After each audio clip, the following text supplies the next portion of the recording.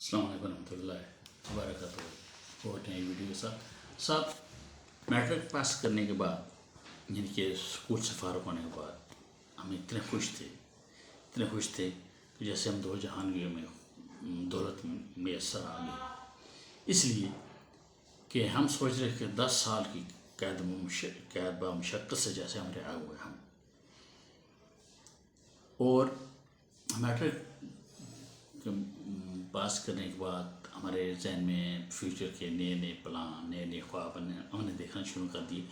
لیکن اللہ بخشے، بابا جی نے کہا بیٹا 2-4 لفظ اور پڑھ لو گے تو تمہارا فیوچر یعنی کہ مستقبل بن جائے گا، تمہیں اچھی نوکری مل سکتی ہے، اچھا کاروبار بھی کر سکو گے۔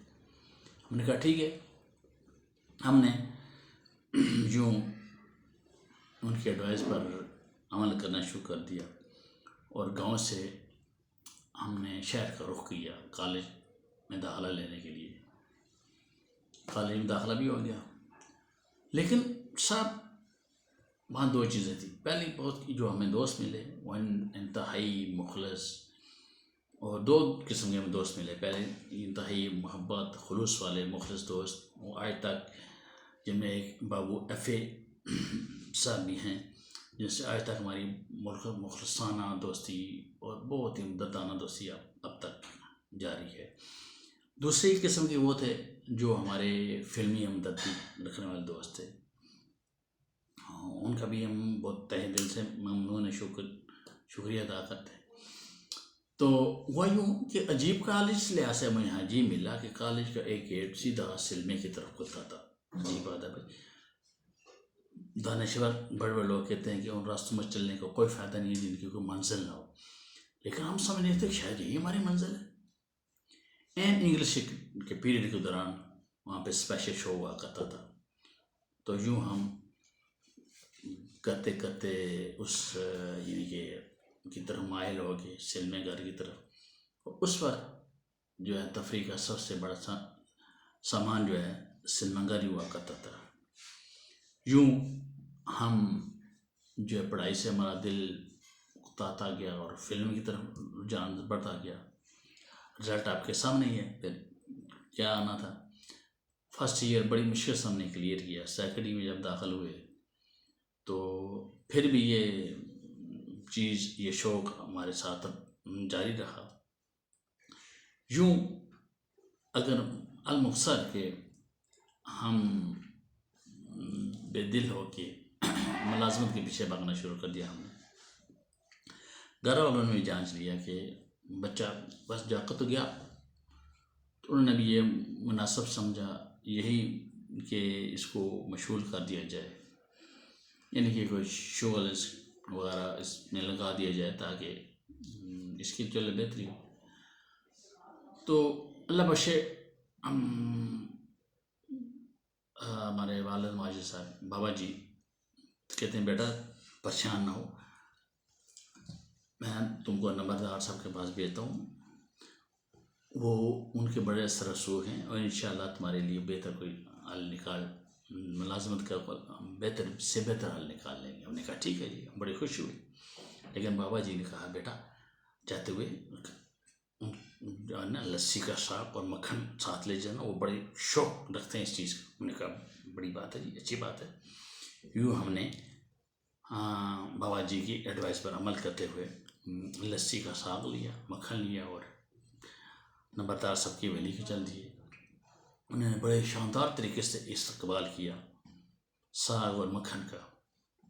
پھر ہماری مکمل باتیں سنی تو کہنے لگی بیٹا بات یہ ہے کہ ہمارے ایک بڑے اچھے چودھری صاحب واقف ہیں، تحصیلدار صاحب، تم میرا رکا لے جاؤ ان کے پاس، صبح چلے جاؤ ان کے آفس میں، تو انشاءاللہ تمہاری نوکری پکی۔ ہم بڑے خوش ہوئے، اتنے خوش ہوئے خوشی سے جامع پھولے نہ سمائے، اور ہم اتنے پھولے کہ آج تک ہمارے بدن سے وہ سویلنگ ختم نہیں ہوئی۔ تو لیکن نمبردار صاحب نے ایک بات یہ بھی کہی کہ بیٹا یاد رکھنا جو تحصیلدار صاحب ہیں وہ کالا ککڑ یعنی کہ کالا مرغ بڑے شوق رکھتے ہیں اس کا، کالے مرغ کا، وہ ساتھ ضرور لیتے جانا۔ ہم نے کہا لو جی کوئی بات نہیں، ہم گو رہے بڑی خوشی خوشی سے ککڑ کے پیچھے بھاگنا، یعنی مرغ کے پیچھے بھاگنا شروع کر دیا. دیسی مرغ بڑی مشکل سے وہ جو ہے نا اس کو پکڑنے کے لیے بڑی تقدو کرنی پڑتی تھی اس وقت. تو یہ شیور موٹ تو نہیں تھے نا کہ انسان تھک جاتا تھا، پسینہ پسینہ ہو جاتا تھا، پھر جا کے کبھی وہ اپنے ہاتھوں میں آتا تھا. یہی ہوا ہمارے ساتھ بھی. تو اگلی صبح ہم مرغ کو بغل میں دبائے تحصیلدار صاحب کے دفتر میں پہنچ کے ان کو جناب نمبردار صاحب کو روکا دیا. انہوں نے مرغ کو دیکھ کر بڑے زبردست شاندار طریقے سے اقبال کیا، اس کو ہاتھوں ہاتھ لیا، اور جو ان کا غلام تھا یا نوکر صاحب کہتے ہیں جاؤ یہ اس کو باقی مرغوں کے ساتھ اس کو چھوڑ دو. ہم مرغے ان کو دیکھ کے اتنے حیران ہوئے کہ ماشاء اللہ یہ تو واقعی بہت بڑا شوق رکھتے ہیں مرغوں کا. اچھا تو پھر وہ رکا پڑ کے کہنے لگے بیٹا بات یہ ہے کہ میرے پاس کوئی بھی اتنا بڑا چانس نہیں. ہاں البتہ یہ ہے کہ میرے بہت اچھے اثر خصوص والے اے ڈی صاحب ہیں، انہیں کے اسسٹنٹ ڈائریکٹر صاحب، میں تم کو اپنا کارڈ دیتا ہوں، تم صبح ان کے دفتر چلے جاؤ، انشاءاللہ تمہاری نوکری پکی ہو جائے گی، وہ تمہارا کوئی نہ کوئی کام کر دیں گے. ہم نے کہا لیکن تحصیلدار صاحب یہ مرغ، ہاں نہیں بیٹا یاد رکھنا ان کے لیے مرغ لے کے نہیں جانا، وہ پیلے لڈو بڑے شوق سے کھاتے ہیں، تو ان کے لیے 1-2 کلو پیلے لڈو لے کے جانا. ہم نے کہا لو جی کوئی بات نہیں. ہم پھر گھر پلٹے. اگلی صبح پھر جناب بازار سے جا کے 2 کلو کے قریب لڈو لیے، پیلے لڈو، اور تحصیلدار صاحب کا کارڈ جو میں ڈالا اے ڈی صاحب کے دفتر میں. بڑی مشکل سے اپوائنٹمنٹ ملی. ان کے اندر جب جانے کی اجازت ملی تو ہم نے تحصیلدار صاحب کا حوالہ دیا. وہ تو لڈو دیکھ کر وہ کہ ہاں بڑی خوش ہوئے، ٹھیک ہے بیٹا کوئی بات نہیں، کوئی بات، بیٹھو. بڑی اچھے طریقے سے آؤ کی لڈوؤں کی بھی ہمارے بھی ماشاء اللہ اچھی طریقے سے انہوں نے خاطر توازو کی اپنے وقت کے، اپنے حیثیت کے مطابق. تو ہم بڑے خوش ہوئے، چلو جی اب یہاں سے تو نوکری پکی ہوگی. لیکن بیٹا بات یہ ہے کہ آج کل نوکری گورنمنٹ کی طرف پابندی لگی ہوئی ہے. لیکن میں تم کو بیچتا ہوں ایم پی ایس کے، جو ہمارے ایم پی ہیں ان کے پی اے کے پاس، وہ انشاءاللہ تم فکر نہ کرو، میرا کارڈ لے جاؤ، اپنے پیڈ پہ اسٹمپ لگا کے، میرا لیٹر پیڈ پہ اپنی اسٹمپ لگا، لیٹر لکھا انہوں نے، یہ لے جاؤ تو انشاءاللہ وہ بات نہیں ہے. میں نے کہا جی ٹھیک ہے. تو ہم پھر جناب یہ سمجھیے کہ ابھی ہماری منزل باقی ہے واقعی، اور ابھی جانے کتنے اور ہم نے پاپڑ بیلنے ہیں. لیکن کوئی بات نہیں، ہم اسی آس امید پہ گھر آئے. اور اگلے دن لیکن اللہ بخش بابا جی کہ نہیں بیٹا میں تمہارے ساتھ چلوں گا، لیکن کسی وجہ سے اگلے دن کوئی ایمرجنسی کی وجہ سے ہم نہیں جا سکے، 1-2 دن لیٹ ہو گئے.